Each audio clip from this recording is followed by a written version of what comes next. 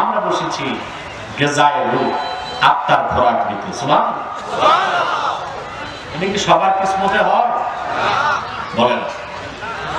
আল্লাহ যারা পছন্দ করেন তাকে আল্লাহ এই সুযোগটা দেন।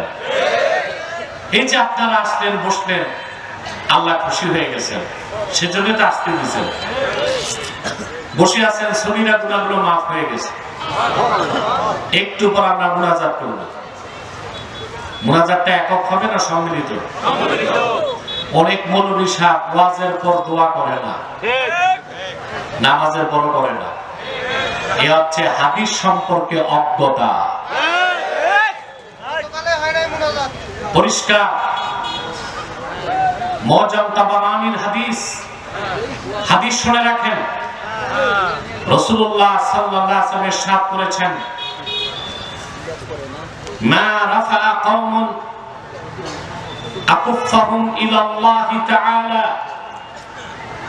ইয়াসআলুনাহু শাইআন ইল্লা কানা হাক্কান আলা আল্লাহ আন ইয়াদা ফি আইদিহিম আল্লাযী সালুহু। মুআজ্জাম তাবারানীর হাদিস 4132 নম্বর হাদিস।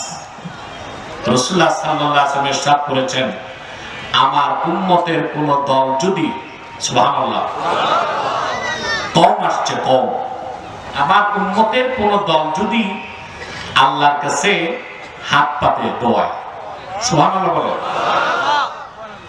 আল্লাহর কাছে যদি চায় হাত পেতে, আল্লাহর উপর হক হয়ে যায়, তারা যা চায় আল্লাহ তাদের হাতে তা ঢেলে দেন।